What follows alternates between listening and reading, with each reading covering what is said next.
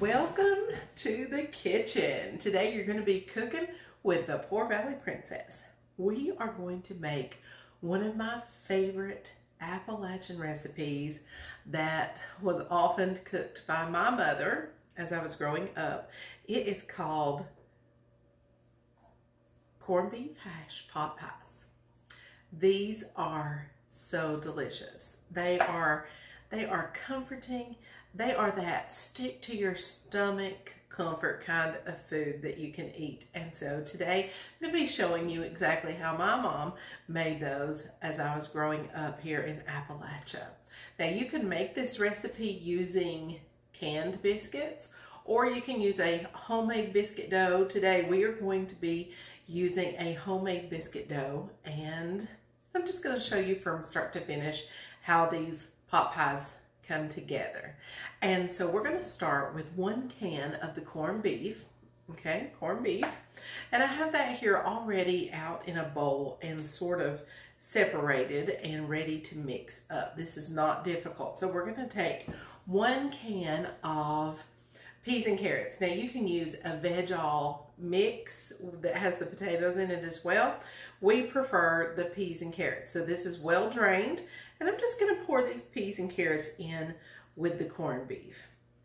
We're going to give that a little mix, and once that is mixed up, we are going to add in a 1/4 cup of mayonnaise. I personally like JFG, but you can use any kind of mayonnaise that you like.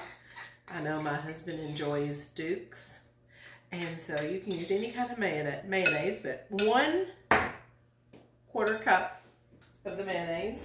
And then you're going to incorporate that really well, and as many Appalachian cooks do, you're just going to look at it to see if the consistency looks about right. You want it to be a moist consistency. You do not want it to be dry at all. And then once you have the mayonnaise incorporated well, we're just going to take some mustard. I'm using just regular yellow mustard, and give it a good squirt. Now my mother would say, give me the poupon.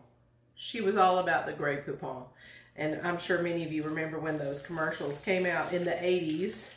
And so she was all about the gray poupon. And so you can use whatever mustard that you have, you can use that. Now once we have that mixed well, we're going to take 1/4 of a teaspoon of black pepper, sprinkle that on top, and then you'll want 1 teaspoon of salt. We're going to put that in as well. We'll spice it. So once you have that incorporated, your mix is ready, and it should be pretty moist. I'll show you here. Our filling is ready, and we can set that to the side while we get our crusts going. All right, so now we are ready for our flour. So we're going to start off with 2 cups of all-purpose flour. Once you have your 2 cups of all-purpose flour in the bowl, let's take our shortening. Now this is 1/2 cup of shortening, and I have let it sit out at room temperature. I did have it in the refrigerator, so you may have yours in the cabinet, but you'll want it to be definitely at room temperature so that you can incorporate it well into your flour mixture. And you're just going to cut that up using a large fork until you don't have any big pieces left, and your flour has lots of little tiny pieces of shortening all in throughout it. Perhaps you have a favorite biscuit mix that you enjoy making. You can use your own recipe. This one is very light and very flaky, and so it's what I normally do. I think that's what most of us do. We do what we're comfortable with. All right, so once you have all of the all of the Crisco, the shortening, mine just happened to be Crisco. Once you have all your shortening, your half a cup of shortening cut up into the flour, you're gonna add in half a teaspoon of salt. So let me get half a teaspoon of salt.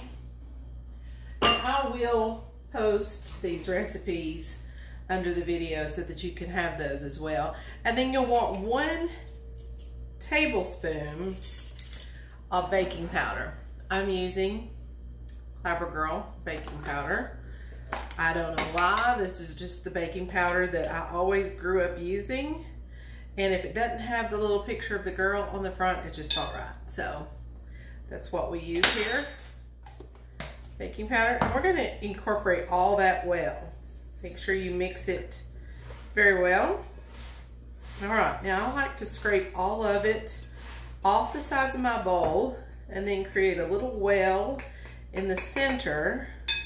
And I have 3/4 cup of milk. This is whole milk. And I'm just gonna start in the center in the little well that I made. And I'm just gonna start incorporating the milk. I like to do a little at a time so that I don't get too much, okay? So, still pretty dry. That tells me I need to keep adding.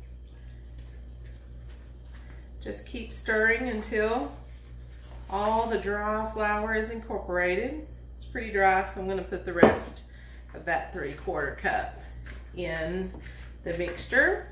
And it should start pulling away from the sides of your bowl when it's ready. And you'll want to form a large ball in the center. I'll show you what that looks like. Okay, once you have your large ball in the center, I just like to sprinkle a little bit of flour on top so that I can get that. Put the flour out on my surface. And then, because we're just doing one little pie at a time, we're just gonna grab a little of that. Let me get a little more flour. It was pretty wet. I'm just gonna grab a little pinch and we're gonna use that to create our little pie. So I have a handful here and I'm going to create just a little round circle with that. Okay. And you may have a fancy pie circle cut out that you use. I just use the rolling pin and create myself a little pie. You can see, turn that over. Okay. I like it pretty thin because I don't like a heavy crust on my pies, but you can make it as thick or as thin as you like. Now, when my mother would make them at times, it would be a 1/4 inch thick, the dough around her pie. So you can make it any way that you want to make it. So I have now a nice round area here. What I'm going to do is I'm going to put my filling in the center, and then I'm going to pull my pie topping over, crimp it, and cut off the edges. It's that simple. So let me get some of the filling here. I'm going to put some of the filling just right in the middle of the pie. Make sure that corned beef is spread out really, really well. You can make it pretty thick. Okay, now I'm just going to bring the edge over, okay? And then I'm going to crimp it down around the edges using my fingers to just crimp that down. All right, now that I have that done, I'm going to take a little knife and I'm going to cut off the edges just to make it a little neater. Now, if you created a nice circle for your pies, you won't need to do this step. And now it's ready. Okay, just gonna put a few little air escapes there in the top. And this pie is ready to bake. Okay. Well, the corned beef pot pies are out of the oven and they look delicious. They are ready to go. Now you could brush some butter over the top of these, pop them back in for a little golden touch on the top. In fact, that's what my mom would do if she was making these.